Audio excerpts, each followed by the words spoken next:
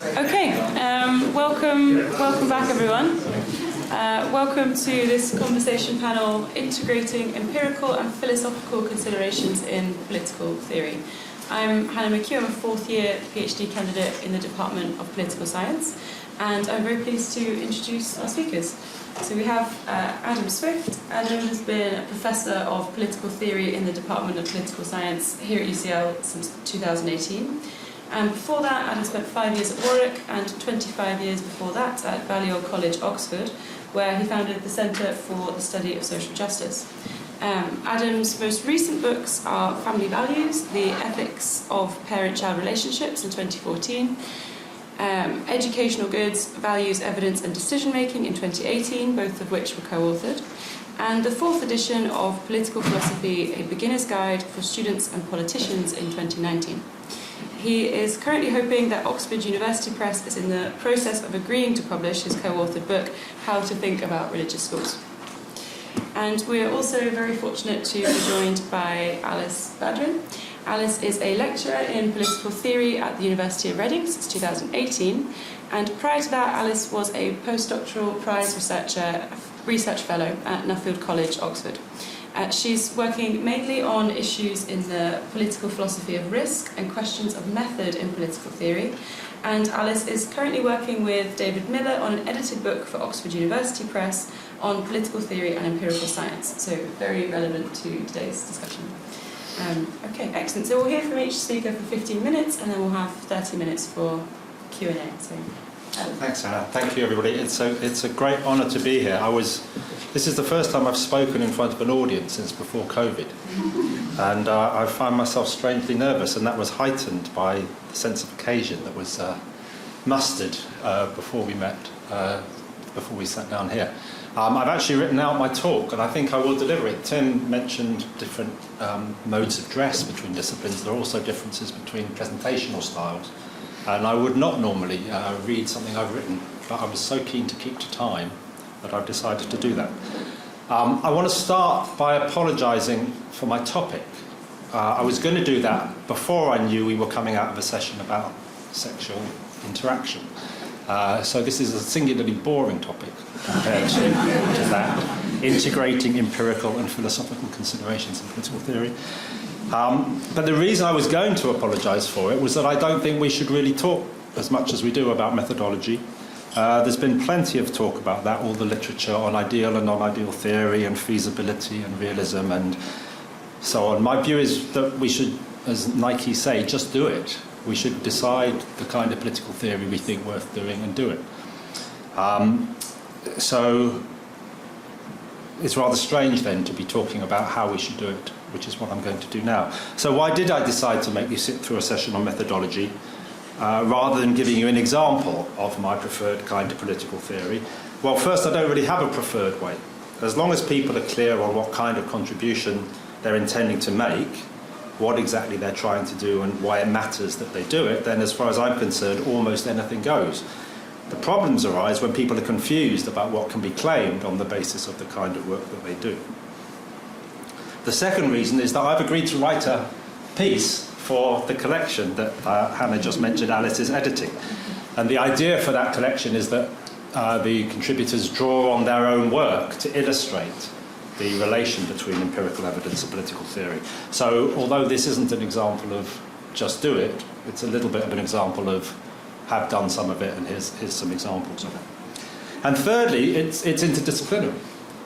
So kind of in this forum, as we heard, we're interacting between politics, philosophy and law, and this integration of the different disciplines, the empirical components and the philosophical components, seems to me something we can all think about, and I hope we'll also all have time to talk about it as well. I'm going to try and be brief, I know Alice is the same, so that we can kind of share our thoughts about it. So Alice is one of the two editors, as you've heard, of that collection, and I asked her to be on this because she's one of the people who thinks really clearly, in my view, about these matters. So as well as engaging in normatively informed empirical research, she has the right picture about what kind of claim can be made on the basis of what kind of research. In this respect, I think she differs from her co-editor, David Miller, who I think has a mistaken view about how one relates these two things. Hello, David. There's a camera there. So I'm particularly pleased that Alice is here to talk about this with us. I'm going to say three things, or things under three headings.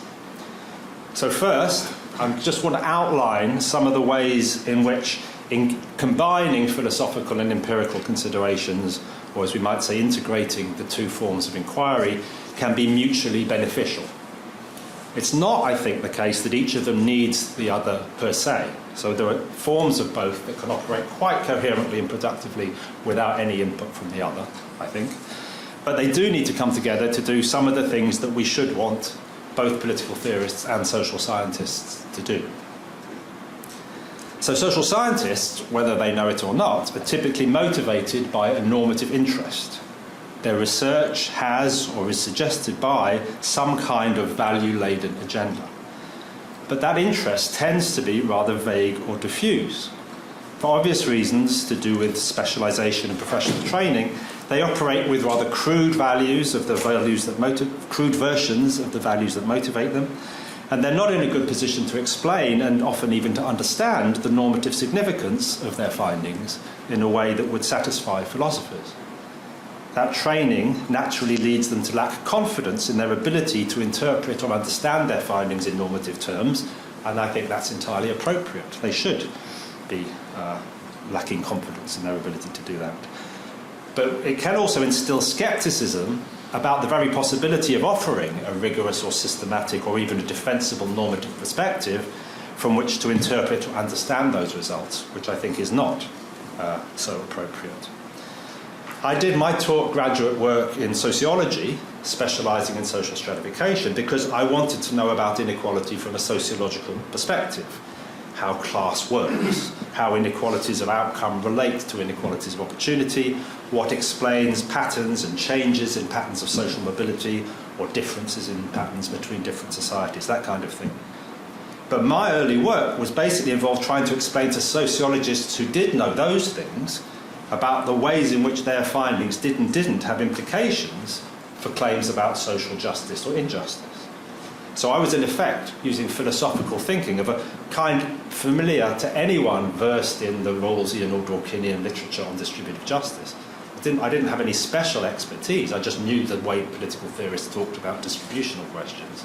And I just looked at the empirical work they were doing and said, well, there's a mismatch here, effectively.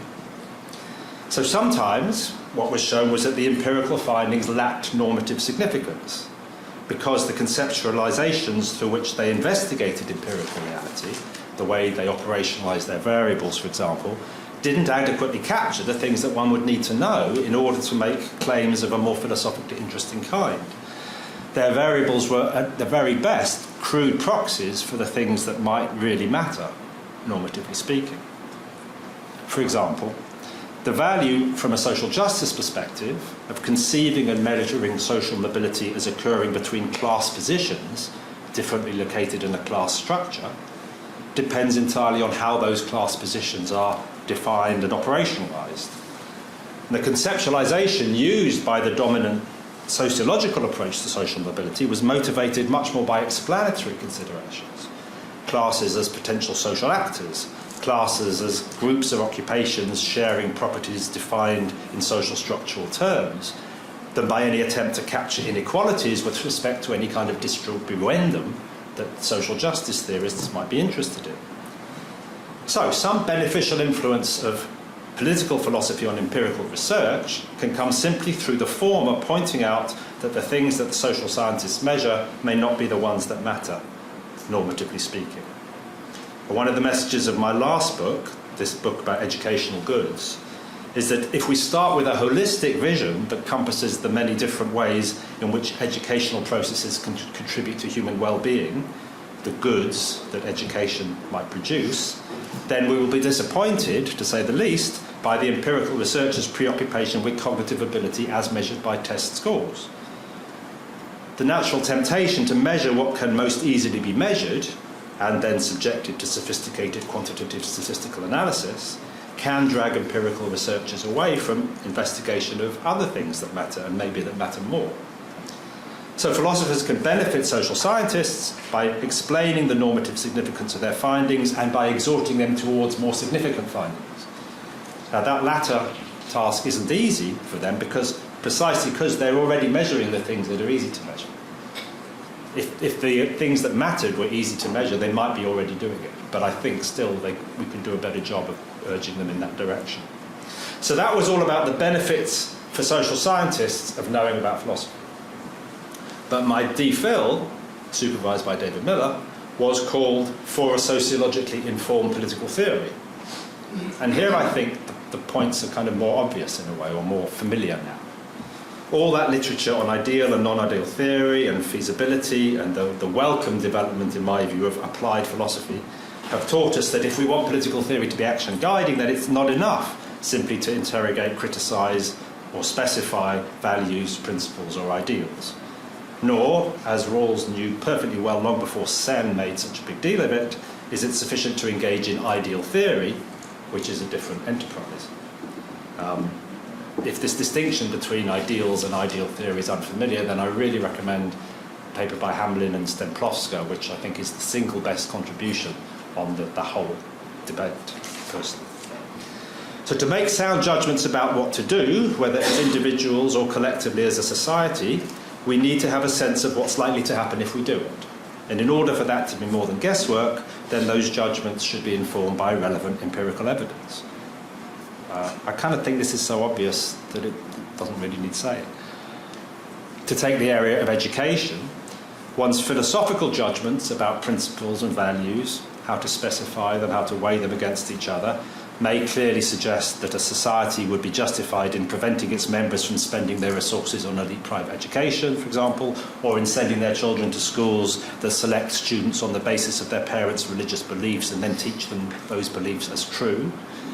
But while the right to do both those things is enshrined in human rights law, the immediate practical issue is how best to regulate elite or religious schooling.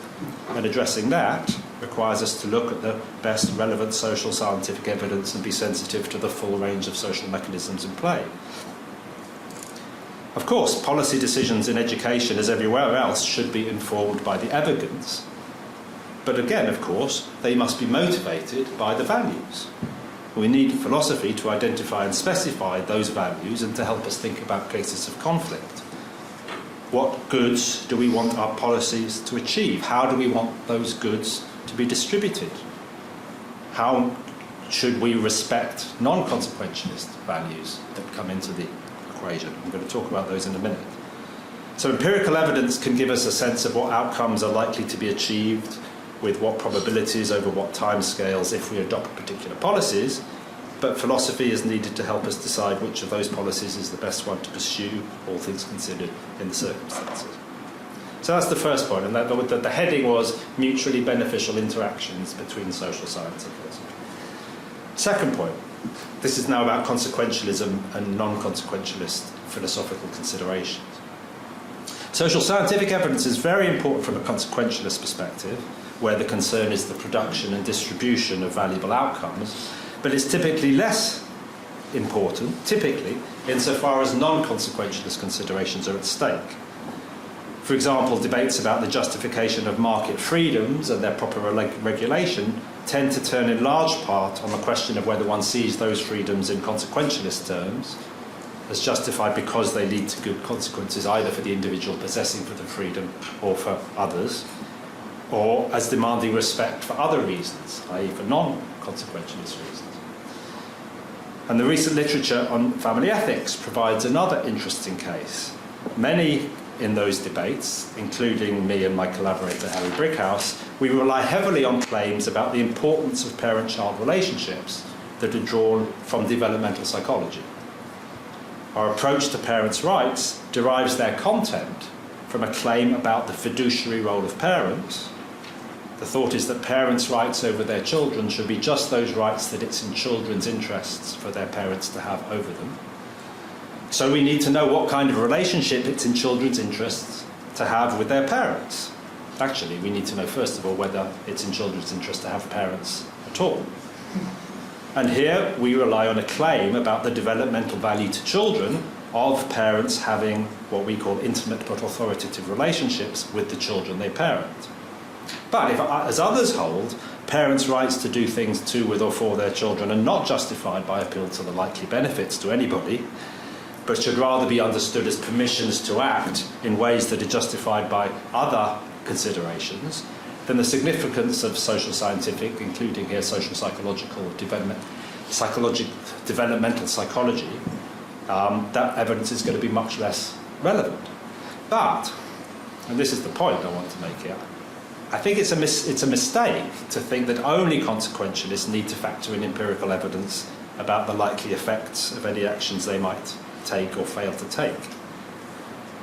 One case follows from an example I just used. Suppose one thinks it's important to respect the autonomy of individuals for reasons that are quite independent of any benefits that might be claimed to accrue from so doing. So the point isn't that individuals are the best judges of what will make their lives go well, or that we all benefit in the long run from a society in which individuals are able autonomously to pursue their own preferred ways of living. It's simply that we fail to respect something about individuals' moral status if we fail to allow them to act on their autonomous judgments, except in particularly specified cases, where, for example, where they're harming others, for example. I formulated my last example about the relevance of empirical claims about children's development in consequentialist terms, in terms of claim about children's interests or well-being. The thought was that we should be concerned to identify the kinds of child-rearing practices that are likely to make children's lives go better rather than worse.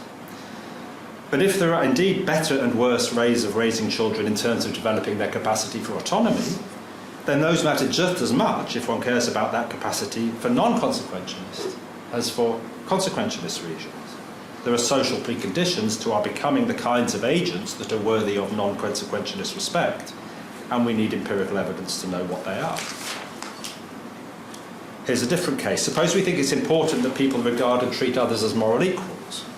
Again, the reason why we think it's important may not be because anybody will benefit from that, although surely some will, but simply because regarding others as moral equals is an appropriate response to their true moral standing. We still need to know how best to produce those attitudes and dispositions. And for that, we need relevant empirical evidence. We need, for example, to know what kinds of school system, what kinds of admissions policies, what kinds of curriculum are more or less conducive to the production of those attitudes and dispositions. Should schools be allowed to select their students entirely on the basis of the religious views of their parents and to teach their parents' doctrine as true? Or should they be required to admit children whose parents profess a range of doctrines and none, and to teach them non-directively about the doctrines rather than directing them towards their endorsement? Here too, empirical evidence about the likely consequences is going to be relevant to any policy recommendation, and those consequences are relevant for both consequentialist and non-consequentialist reasons. Okay, final point. And I think this really is familiar. People mention Jerry Cohen as a kind of former, I think, presider over the colloquium. And this is just a point that will be familiar to all who know his work on facts and principles. And I'll be interested to see if anybody wants to have a debate about that, which is fine. In my view, empirical social science can tell us how best or most efficiently to promote valuable outcomes and how best to produce those considerations that are then worthy of non-consequentialist respect. But it can't tell us which outcomes are valuable or which non-consequentialist considerations ought to be respected. Decisions about what to do must be informed by the best available social scientific evidence, but they should fundamentally be motivated by the normative considerations at stake. That's, of course, consistent with social scientists putting new issues on political theorists' normative agenda. I have absolutely no problem. I think there are some great examples of people doing empirical work that throws up normative questions that need addressing. But where that happens, it happens because the evidence that they're prompting political philosophers to think about is normatively significant for reasons independent of the evidence itself. Or we might say, we need an independent principle to explain why the empirical evidence has the normative significance that it has, if it has any. One particular case of this, about which Alice has written particularly well, is when empirical researchers study how, in fact, people think about normative issues. So there's a subset of the empirical research which is about how people empirically think about normative questions. For example, why does it matter what the people think about social justice, for example? And this is a kind of, I think, an increasingly kind of fertile agenda as we start to think about kind of standpoint epistemology and the voices of those issues of epistemic justice generally and the voices of those who are not previously being properly heard. It can be very important to tell us how those affected by the world as it is experience the world as it is, and it may be true that there are kinds of knowledge that can only be had by those in those particular positions. But in my view, what role or standing or weight should be given to that experience or knowledge, or how it should be included in deliberative processes issuing in enforceable practical judgments, for example, that depends on principles that are independent of their experience and knowledge, and principles to which they have no superior epistemic access. Indeed, it may be that their situatedness makes them less well situated than others with respect to those principles which are about the standing that should be given to their viewpoints and their knowledge. And I end with that slightly controversial point. Thank you, Alan.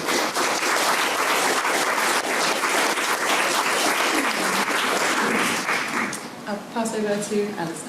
Thanks very much, Hannah, and thanks, Adam, for the comments and the invitation to speak. Although I feel like maybe I should start by reiterating the apology, because not only are we going to talk about methods in political theory, I'm going to agree with what Adam said about methods in political theory, so you don't even get to see an argument. But we will plough on. They'll give something, don't worry. They can argue later. So I've been interested in our rather dry topic for quite some time, as you know, and particularly since I spent a period of time working in more applied social research. First of all for a polling company, and then quite close to where we are today at the Institute of Education. And I guess I left academic political theory to do that work, partly because I wasn't sure about continuing with purely philosophical inquiry into political puzzles, maybe had some sort of sense that we were missing some kind of data that we needed. So I thought I would spend some time going out and talking to real people in the real world about what they think about various things. Now, I obviously wound my way back again to political theory to do a PhD with Adam, but I have been reflecting quite a lot since then on how those two bits of my life fit together, how they might inform each other. And as Adam mentioned, I've been particularly interested in this question about the role of public opinion in normative political theory. So if we're interested in the broadest sense in these kinds of questions about how we ought to organise our political lives, what sort of role or status should we be giving to evidence about what people actually think?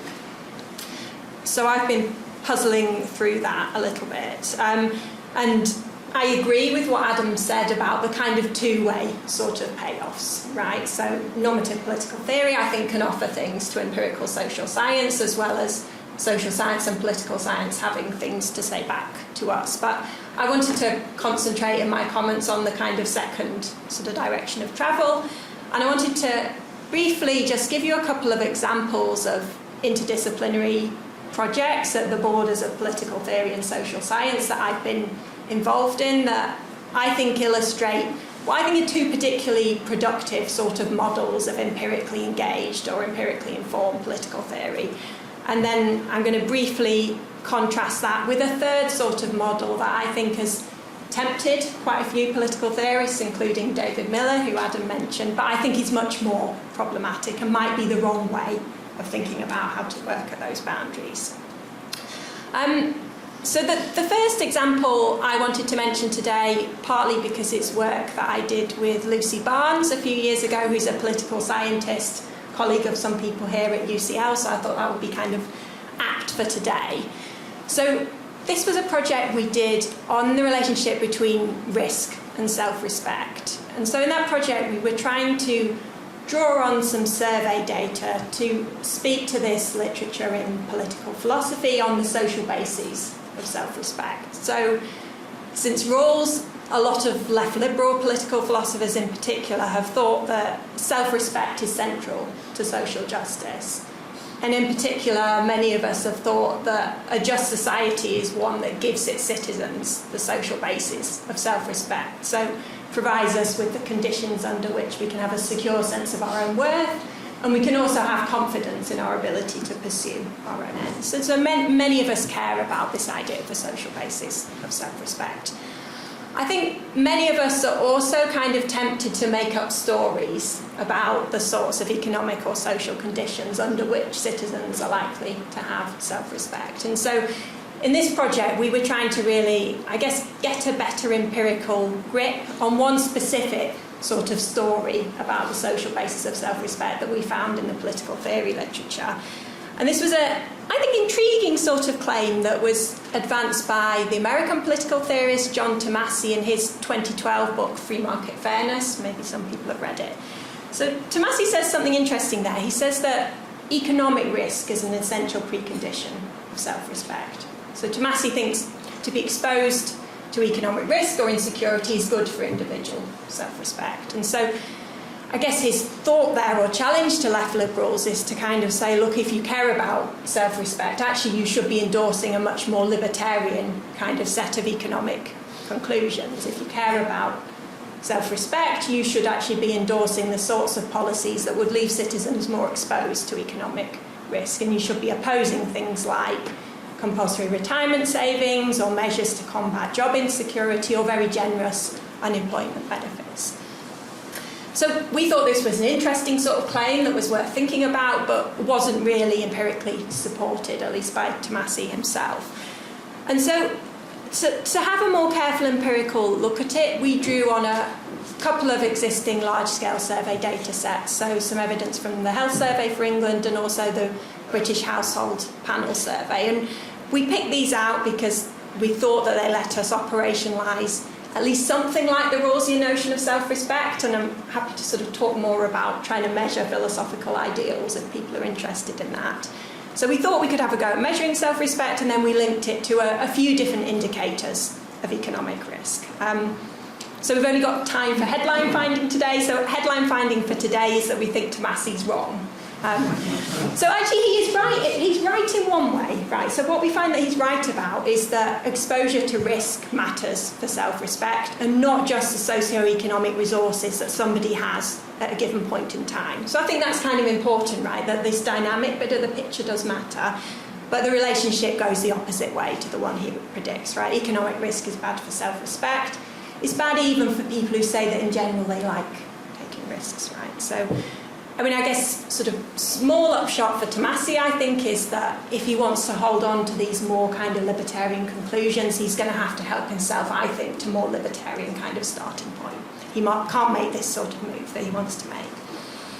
I suppose purposes for today, more importantly, is I think that this kind of small example of a project is illustrative, I think, of a really important role for empirical evidence in political theory, and maybe particularly for survey data, which is, I think, to expose and then to try and interrogate some of the social psychological claims that I think are really quite often doing work in the background of political theory. So I mean, I think Tomasi's claim is obviously very specific about the relationship between risk and self-respect, but I think it's also illustrative of a type of claim that you see quite a lot in normative theorising about politics, a kind of claim about how particular social or economic conditions are going to impact either on individuals' self-concept or some morally important part of their interpersonal attitudes or behaviours. I think often we like to tell these stories, and I think we're often tempted to tell these stories in a way that perhaps is friendly to the normative commitments that we already hold. So I think we can importantly use social scientific data, and maybe particularly survey data, to try and push back against this sort of tendency towards an, I would say, overly speculative and sometimes motivated kind of social psychology in political theory. So this is my first example of a project and my first kind of model that I like. So in a way, this model, though, is like somewhat narrow and kind of critical, right? So we find existing empirical claim that a political theorist makes that's got some normative relevance, and we sort of pull it out and try and test it. I also think, though, social science can play a more creative sort of role in normative political theory, and this speaks to something that Adam just said about the way in which engaging with empirical work can sometimes highlight new and normative agendas or kind of puzzles that we might not have thought about or noticed before. And so this is something that I've been trying to do in my current work on risk, which is focusing particularly on individuals' anticipatory responses to insecurity. So I'm interested in what are the characteristic sorts of steps that individuals take to defend themselves in the face of risk, and why do these defensive practices matter from the perspective of social justice. So in particular, I've been thinking about when do people bear unfair burdens now in the kind of efforts they make to secure their future well-being. And so one context in which I've been thinking about this issue of anticipatory reactions to insecurity is in relation to the family, and in particular in relation to the sorts of defensive parenting practices that parents of minority children quite commonly use to either prepare their children for or protect them against threats of discrimination. So this could be talking to children about racial discrimination, maybe telling them they need to be twice as good as their white peers if they're going to succeed, or it could be things like making strategic choices about things like education or housing in order to try and ward off some of the risks of racism. So I think in this way, the imperative to ward off threats of discrimination can play quite an important role in shaping some of the internal dynamics of minority family life. And maybe this is the only tiny dig that I'm going to have at Adam here, is that I think this is a kind of set of dynamics that's really not been noticed or come to the fore in the recent philosophical work on the family. So there's been lots of important work in political theory recently, much of it done by Adam, thinking about family relationships, thinking about parent-child relationships, what they look like and why they matter. But I think questions of race and racism have not really been noticed there. I think where they do really come to the fore, though, and where we will notice them, is if we start to look at some of the both quantitative and qualitative sociology that's been done around these kinds of practices, trying to kind of construct a sort of typology of the sorts of practices that parents use, look at how they might impact on some important child outcomes, and also in more depth to explore their kind of nature and significance from some of the participants in the practices themselves. And so I think then if philosophers of the family engage with some of this empirical work, then we might be able to kind of start to notice and then address some neglected normative issues that we can then do philosophical work on. Right? And I think in particular when we start looking at some of these work and think in depth about these practices, I think we can kind of see they seem to be both necessary in many of the contexts in which they're used, but also kind of look to be costly or regrettable in certain kinds of ways. And so I think there's questions then to think about, well, what are the moral significance of these kinds of parenting practices or behaviours? And so this is something that I've been trying to think about, sort of deploying, I suppose, some of your work, Adam, to like an issue that I think maybe you hadn't thought about because you hadn't read this literature. And what I've tried to suggest there is that this kind of imperative to ward off threats of racial discrimination against children can raise some unfair barriers to the enjoyment of some of the important family relationship goods that you've talked about in your work, Adam. So that was my kind of two examples and then two sorts of models of using empirical research in political theory. One, this idea that we should be testing some of these background, particularly social psychological assumptions, and then the second idea that sometimes we can use empirical evidence more creatively because it can help us to sort of notice normatively significant phenomena that we might not have noticed otherwise.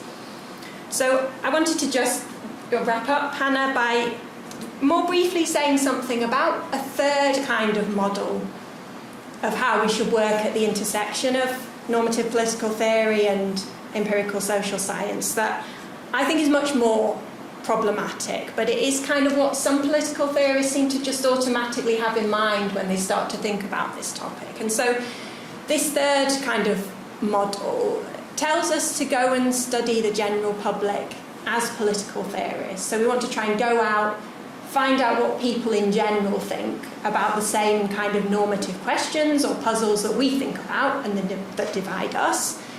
And so we try and uncover public normative attitudes. We can then compare them to the content of some candidate normative theory, and then we can worry if there's a gap, and we think about, do we want to try and close that gap by bringing our normative theory closer to public opinion. So I think about this as a kind of matching model or a sort of congruence model of what we should be doing with data in political theory.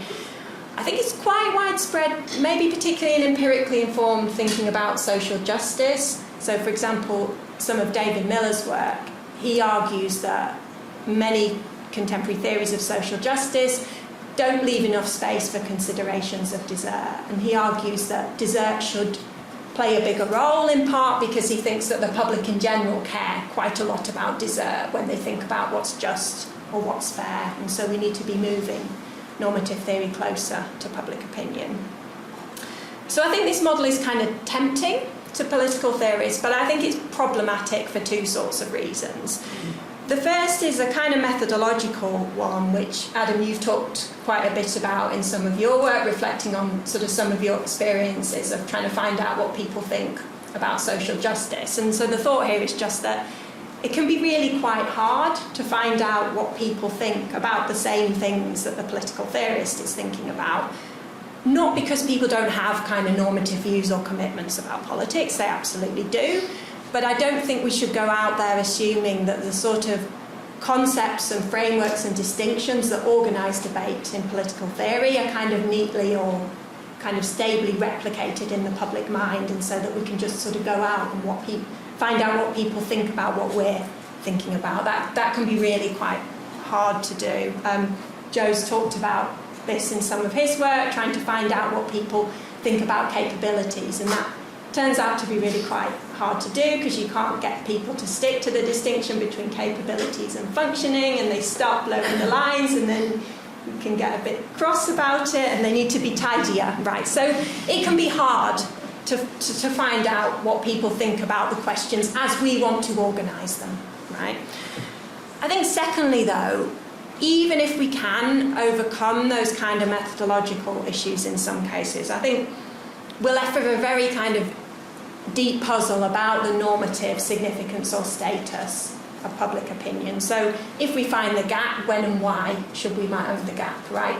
Should we care? Should we conclude that the public are mistaken, or we can kind of set their views aside, right? And I think political theorists who've thought about this have suggested a variety of different sorts of rationales for kind of caring about that gap and maybe wanting to close the gap. So ideas about sort of political feasibility, or maybe some notion that we want to kind of democratise our practice in some sort of way. But I don't think any of these sorts of arguments are unproblematic. I think they raise a variety of sometimes empirical, normative or epistemic kind of issues.